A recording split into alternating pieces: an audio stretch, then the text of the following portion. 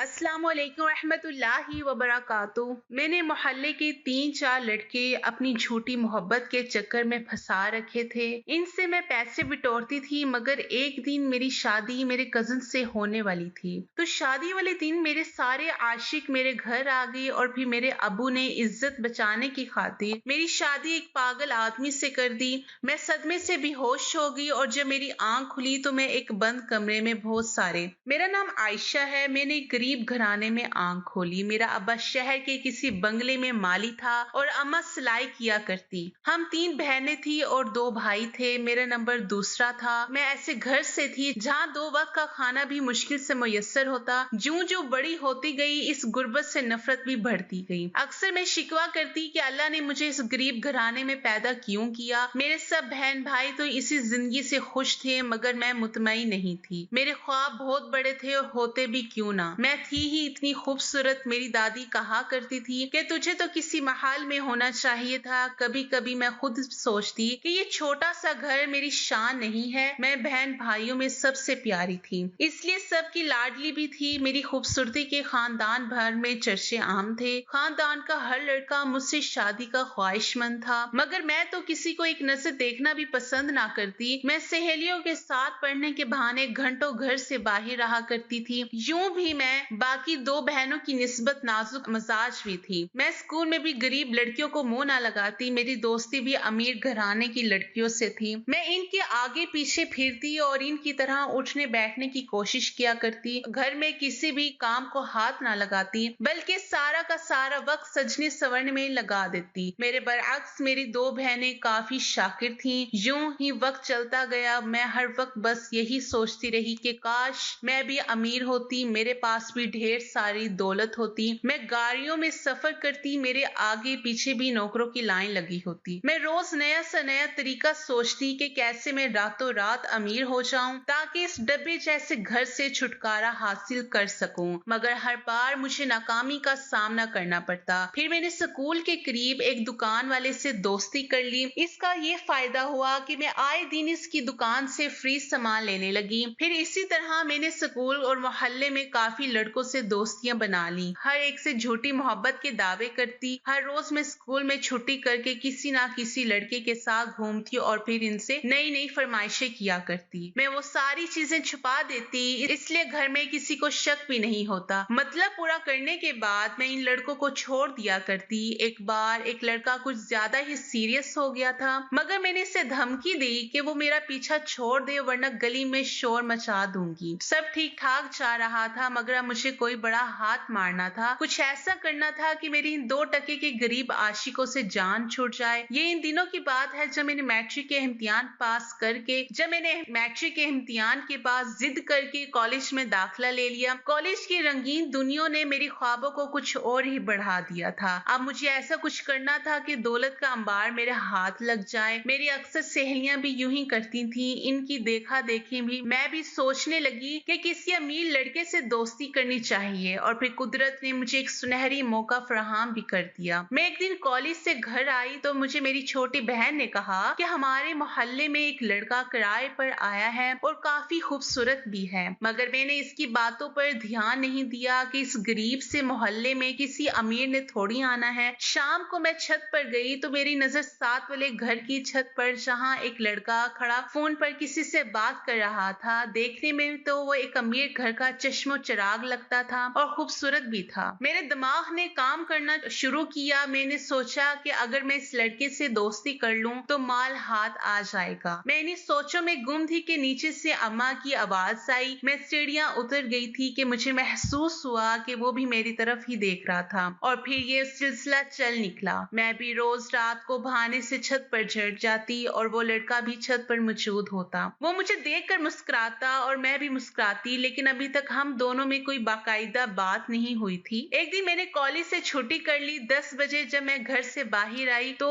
अम्मा कपड़े धो रही थी। अम्मा मुझे देखकर बोली कि आयशा बेटा, नाश्ता कर लो तो कपड़े छत पर डाल आना, मेरी कमर में दर्द है। ये सुनकर मैं बाल्टी लेकर ऊपर चली आई। आस पास की छतों पर पतंगबाजी हो रही थी। अचानक एक पतंग हमारे छत पर रस्सी के साथ अटक गई। मैं जब पतंग छुड़ाने उठी तो इस पर एक फोन नंबर लिखा हुआ था। मैंने सामने देखा तो वही किराएदार लड़का था। इसने अपना नंबर और नाम लिखकर भेजा था, जिसका मतलब था कि जानबूझकर पतंग यहाँ फेंकी गई है। मैंने इधर उधर देखा तो कोई नजर न आया। तजस्सुस के मारे मैंने नंबर नोट कर लिया और पतंग फाड़ दी। नीचे आकर मेरा दिल जोर जोर से धड़कने लगा, क्योंकि ऐसा पहली बार हुआ था। इससे पहले किसी से फोन पर बात नहीं की थी। मैंने अम्मा से इनका मोबाइल मांगा कि सहेली से बात करके टेस्ट पूछना है, और कमरे में आकर दरवाजा बंद कर लिया और वसीम से बात करने लगी। मैं जो हर वक्त बेजार रहती थी अब खुश नजर आने लगी थी। वो जब मेरी तारीफ करता तो मैं खुद को हवाओं में उड़ता महसूस करती। आहिस्ता आहिस्ता मेरी तवज्जो पढ़ाई से हट गई। मैं सारा दिन रात का इंतजार करती कि कब इसकी कॉल आएगी। एक दिन यूं ही बातों में इसने मिलने की ख्वाहिश जाहिर की। मैं पहले थोड़ा हिचकिचाई, लेकिन इसके इसरार पर मान गई। तय ये पाया कि वो मुझे कॉलेज के नजदीक से पिक करेगा और हम शहर के किसी पार्क में मिलेंगे। सुबह मैं मामूल से जल्दी उठ गई और खूब दिल लगाकर तैयार होने लगी। अम्मा और बहनों के इस्तफसार पर कॉलेज में फंक्शन का बहाना कर दिया और साथ देर से आने का भी कह दिया। अम्मा कुछ कहना चाहती थी, मगर फिर क्या कहीं मेरा मूड ना बिगड़ जाए, इसलिए वो चुप रही। मैं तैयार होकर कॉलेज आने के बजाय इससे मिलने चली गई। वसीम ने मुझे एक मोबाइल और कुछ तोहफे दिए और बहुत सा वक्त साथ गुजारने के बाद इसने मुझे दोबारा कॉलेज की सड़क पर छोड़ दिया। चूंकि छुट्टी होने वाली थी, लिहाजा मैं घर को चल पड़ी। घर आकर तमाम चीजें अपनी अलमारी में रखी और ताला लगा दिया। रात को जब सब सो गए तो एहतियात से मोबाइल निकाला, ऑन किया और मैंने वसीम को मैसेज किया तो इसकी कॉल आ गई। मोबाइल की वजह से पहले की निस्बत हम ज्यादा बात करने लगे। वो मुझे निहायत महंगे तोहफे दिया करता। मुझे इससे सिवाय पैसों की कोई मतलब नहीं था। इन्हीं दिनों बाजी की शादी फूफो के बेटे से तय हो गई, जो करियाने की दुकान चलाया करता था। महीने के अंदर बाजी की सादगी से शादी हो गई। मुझे शुरू से ही खाला ने मांग रखा था, लेकिन मैं हमेशा अमीर घराने के ख्वाब देख रही थी। लिहाजा जब भी मेरी शादी का जिक्र छिड़ता मैं साफ इनकार कर देती। वसीम से भी मेरा जी उकताने लगा था। वजह बाजी के ससुराली रिश्तेदारों में मौजूद फराज था। फराज को मैंने बाजी की शादी पे देखा था। वो एक मल्टीनेशनल कंपनी में मैनेजर था और अच्छी खासी कमाई भी कर रहा था। इसके अब्बू बिजनेसमैन थे और बहुत अमीर थे, इसलिए फराज मेरे लिए बेहतर था। अब मैं वसीम से पीछा छुड़ाने का सोचने लगी। वसीम शायद समझ गया था, लेकिन वो छोड़ने पर आमादा नहीं था। जितना उसने मुझ पर खर्च किया था वो मुझसे शादी का ख्वाहिशमंद था, लेकिन मैं टाल मटोल से काम लेने लगी और बहाने बहाने बाजी की तरफ रात गुजारने चली जाती, ताकि फराज पर डोरे डाल सकूं। जानबूझकर जब भी फराज बाजी की तरफ आता मैं भी पहुंच जाती और इसके इर्द गिर्द मंडलाने लगती। फराज भी ये समझ चुका था कि मैं इसमें दिलचस्पी ले रही हूँ। इधर वसीम से भी मेरे मरासिम चल रहे थे, लेकिन अब फराज की वजह से मैंने इससे बातचीत कम कर दी थी। फराज एक अच्छा लड़का था, इसलिए बाजी भी यही चाहती थी कि मेरी शादी फराज से हो जाए। इसलिए इन्होंने अपने तौर पर कोशिशें शुरू कर दी। बहुत जल्द फराज के घर वाले रिश्ता लेकर हमारे घर आ गए। मेरे अब्बू चाहते थे कि खाला की तरफ शादी हो जाए, मगर मेरी जिद के आगे उन्होंने हार मान ली और फराज का रिश्ता कबूल कर लिया। अब शादी तो मेरी समीर घराने में तय हो गई, मगर मुझे अब वसीम की टेंशन थी कि इससे मालूम हो गया तो वो कोई हंगामा ना मचा दे। मोहल्ले में ही रहता था, खबर तो लाजमी जानी थी। मैंने बहुत कोशिश की इसे ये पता ना चल सके, मगर एक दिन इसे पता चल गया। इसने फोन किया तो काफी गुस्से में था। कहने लगा कि मैंने सुना है किसी अमीर घराने में तुम्हारी शादी हो रही है। मैंने झूठ बोल दिया कि मेरी छोटी बहन का रिश्ता तय हुआ है, मेरी शादी तय नहीं हुई। ये सुनकर इसे इत्मीनान हासिल हुआ। कहने लगा कि मैं तो तुमसे सचमुच शादी करना चाहता हूँ। अगर तुमने किसी और का सोचा तो तुम्हारे घर आकर सब कुछ सच बता दूंगा। मैंने बड़ी मुश्किल से जान छुड़ाकर फोन बंद किया और सोचने लगी कि अब इसे पीछा छुड़वाना पड़ेगा।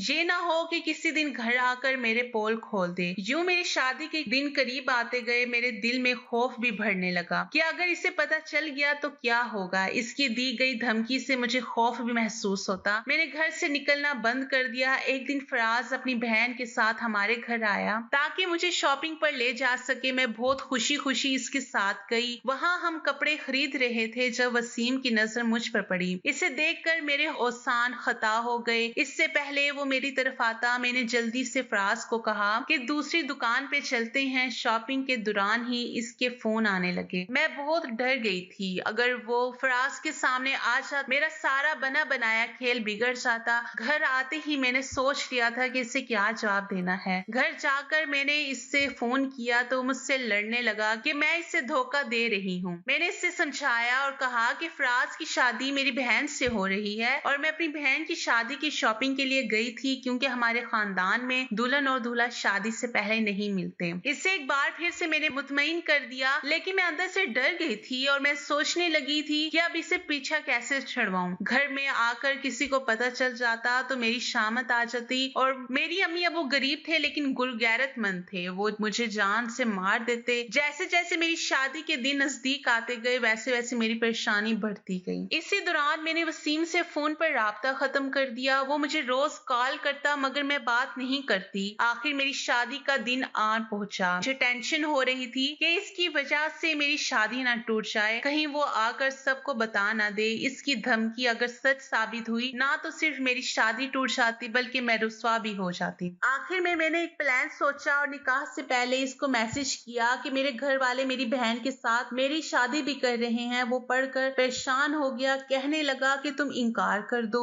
मैंने इसे जवाबी मैसेज किया कि नहीं, हम भाग जाएंगे, तुम मुझे आकर ले जाओ। वो मान गया और कहने लगा कि ठीक है, मैं आता हूँ। इसको मैसेज करने के बाद मैंने अपनी बहन को कहा कि ये मेरी चादर लो और घर की पिछली साइड पे चली जाओ। वह हैरान हुई कि मैं क्यों जाऊं वहां पर। मैंने इसके आगे हाथ जोड़ दिए कि आज मुझे बचा लो, सिर्फ तुम ही मुझे बचा सकती हो। मेरी बहन को मैंने सब बताकर कहा कि वो मेरी मदद करे। पहले तो इसने गुस्से किया मुझ पर और फिर मदद करने से इनकार कर दिया। मैं इसके कदमों में गिर गई और अपनी मदद के लिए आमादा कर लिया। आखिर इसका दिल नरम पड़ गया। मैंने इससे कहा कि वो मेरी चादर से चेहरा छुपाकर वसीम के साथ चली जाए, फिर जैसे ही मेरा निकाह और रुखसती हो जाए वो वापस आ जाए। मैंने सोचा कि एक बार मेरी शादी हो जाएगी तो मेरा कुछ नहीं बिगाड़ सकेगा। वैसे भी मैंने ब्याह कर यहाँ से चले जाना था, इतनी दूर के वो मेरे पीछे भी नहीं आ सकेगा और ना ही मुझे ढूंढ सकेगा। मेरी बहन को मुझ पर तरस आ गया। इसने मेरी चादर सर पर ली और चेहरा छुपा के कमरे से बाहर चली गई। मैंने वसीम को कह दिया था कि वो भी घर की पिछली तरफ आ जाए। मेहमान आ चुके थे, इसलिए मैं नहीं चाहती थी कि सामने के दरवाजे से जाकर कोई तमाशा बने। मैंने अपने लिहाज से मुकम्मल प्लान बना लिया था। मेरी बहन को कमरे से गए काफी देर हो गई थी। अब तो मुझे परेशानी हो रही थी। कुछ देर बाद बाहर से शोर की आवाज सुनाई दी। लगता है कि बारात आ गई थी। 1 घंटे बाद मेरे कमरे में मौलवी साहब और मेरे घर वाले आए। मेरा निकाह हो गया और मेरी रुखसती हो गई। मैंने घूंघट निकाला हुआ था। निकाह के बाद से मुझे मेरी बहन नजर न आई थी। न जाने वो कहाँ थी। अब मुझे इसकी भी फिक्र होने लगी थी, वो वापस भी आई थी या नहीं। मुझे निकाह के बाद से सब घर वालों का रवैया बहुत अजीब लग रहा था। मेरे अबू फौरन बाहर चले गए थे और अम्मी भी पता नहीं कहाँ थी। खैर मैंने ज्यादा ना सोचा और अपने शोहर के घर आ गई। मैं अपने शोहर का इंतजार करते हुए अपनी बहन के बारे में सोच रही थी कि कहीं वसीम ने इसको नुकसान ना पहुंचा दिया हो। कुछ ही देर बाद कमरे के दरवाजे पर दस्तक हुई और मेरा शोहर कमरे में दाखिल हुआ और मेरे सामने बैठ गया। जैसे ही इसने मेरा घूंघट उठाया तो इसे देखकर मेरी जान निकल गई। मैं चीखते हुए खड़ी हो गई। मेरे सामने जो मेरा दूल्हा था वो तो फराज नहीं था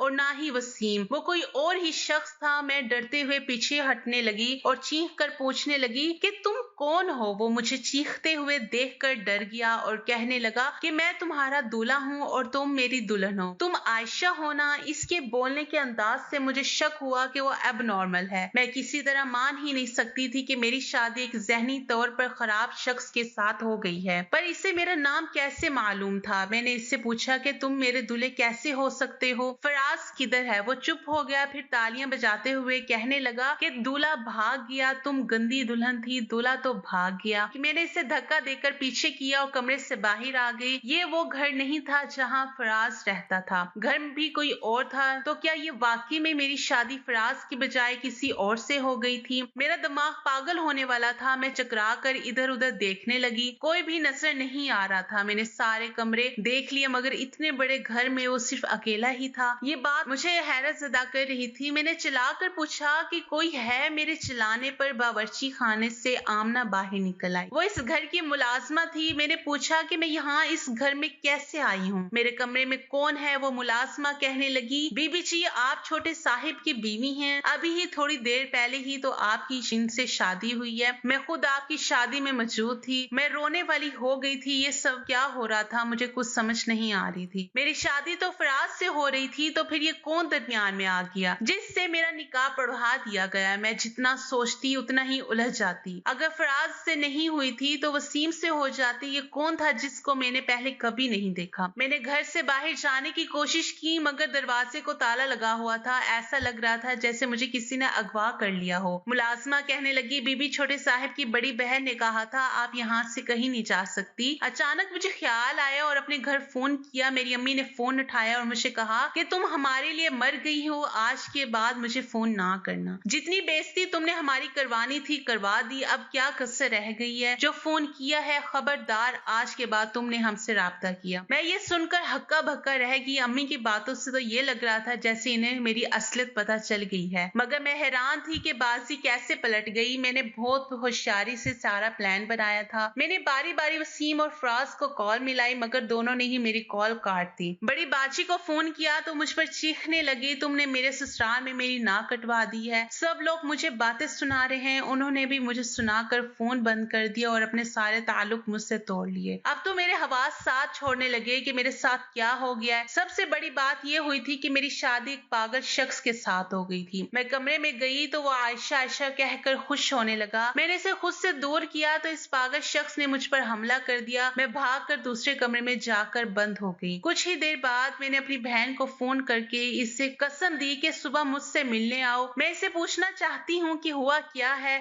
वो सुबह आई तो मैंने बेचैनी से पूछा कि ये सब क्या हुआ है। वो भी मेरी हालत और मेरे दूल्हे को देखकर उदास हो गई। मुझे इसने सारी कहानी सुनाना शुरू कर दी और कहने लगी, आप ही कल जब तुम मुझे अपनी चादर देकर घर की पिछली जानिब जाने को कहा था, इसी वक्त उप्पो ने मुझे देख लिया और हंगामा मचा दिया कि लड़की घर से भाग रही है। वसीम भी वहीं था। मैंने इससे बहुत कहा कि यहाँ से चले जाओ मगर वो कहने लगा कि मुझे आयशा ने मैसेज किया था, मैं तुझसे लेकर जाऊंगा। इतने में बाकी सब घर वाले भी इकट्ठे हो गए। फूफो ने मुझ पर इल्जाम लगा दिया कि मैं घर से भाग रही थी। मैंने तुम्हारी इज्जत बचाने की खातिर कह दिया कि हाँ मैं घर से भाग रही थी, मगर वसीम ने शोर मचा दिया और कहने लगा, मैं इसको नहीं जानता, मैं तो आयशा को लेने आया हूँ। फराज भाई वहाँ थे, इन्होंने वसीम को मारना शुरू कर दिया। वसीम ने अपना मोबाइल से सारे सबूत सब घर वालों को दिखा दिए। तुम्हारे मैसेज और तुम दोनों की तस्वीरें देखकर सबको यकीन आ गया। वसीम को तो सब ने मार कर निकाल दिया। फराज भाई ने तुमसे निकाह करने से इनकार कर दिया और वो बारात वापस लेकर चले गए। अब्बू की तबीयत खराब होने लगी तो अब्बू की एक दूर की कजन ने अपने पागल भाई का रिश्ता पेश कर दिया। चूंकि इज्जत का सवाल था इसलिए अब्बू ने इससे तुम्हारा निकाह करके तुम्हें रुखसत कर दिया। वो कह रहे थे कि अब तुम सबके लिए मर गई हो, तुमने बहुत बुरा किया, हमें मुंह दिखाने के लायक नहीं छोड़ा। अभी तुम्हारी दौलत की लालच ने हमें रुस्वा कर दिया। मेरी बहन सिसक सिसक कर रोने लगी और मैं तो कुछ बोलने के काबिल में भी नहीं थी। इतना कुछ हो गया था और मुझे पता भी नहीं था। मुझे एहसास होने लगा कि वाकई मैंने अपने लालच और बेवकूफी की वजह से कितने दिल तोड़ दिए। किस्मत ने मुझे ना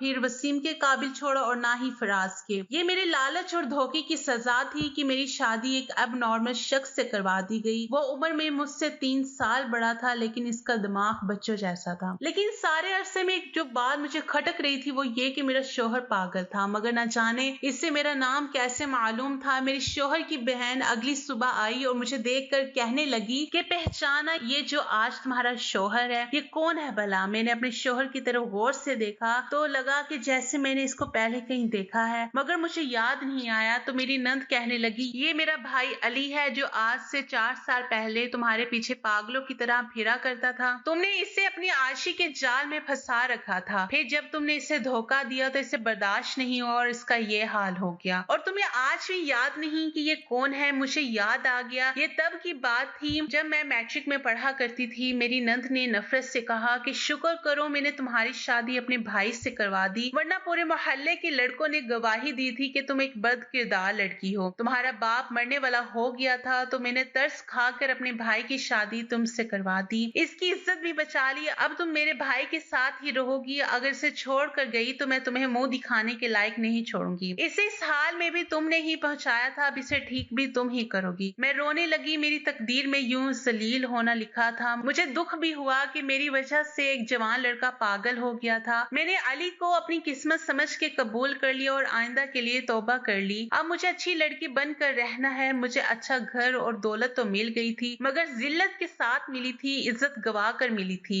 मुझे अब शिद्दत से एहसास हुआ था कि मैं कितनी गलती पर थी। मेरी छोटी बहन की शादी कुछ अरसे बाद फराज से होगी और वो बहुत खुश थी। इसे बिना मांगे सब कुछ मिल गया था और मैं साजिशें करके भी हार गई थी। मैं अब रोज अपने घर जाती हूँ। अब अम्मी अबू मुझे माफ कर दें, इन्होंने अभी तक मुझे माफ नहीं किया, लेकिन मुझे उम्मीद है कि वो मेरे माँ बाप हैं। कब तक नाराज रहेंगे? जब वो देखेंगे कि मैं बदल गई हूँ तो मुझे माफ कर देंगे। मैं अपनी कहानी से यही सबक देना चाहती हूँ कि लड़कियों की इज्जत बड़ी नाजुक होती है। इससे वक्ती आराम और साइश की हवस गिरवी नहीं रखना चाहिए, वरना मुआशरा जीने नहीं देता। मेरी अब यही कोशिश है कि मेरा शोहर ठीक हो जाए ताकि मैं इससे माफी मांग लूं, वो मुझे माफ कर दे तो अल्लाह भी मुझे माफ कर देगा। हमारी वीडियो अगर आपको पसंद आए तो जरूर लाइक कीजिए। अपनी राय देना चाहें तो कमेंट्स कीजिए। अच्छी लगे तो शेयर कीजिए। इसके साथ साथ अगर आपने हमारा चैनल सब्सक्राइब नहीं किया तो जरूर कीजिए ताकि हमारी हर आने वाली वीडियो का नोटिफिकेशन आप तक बर वक्त पहुंच सके। शुक्रिया।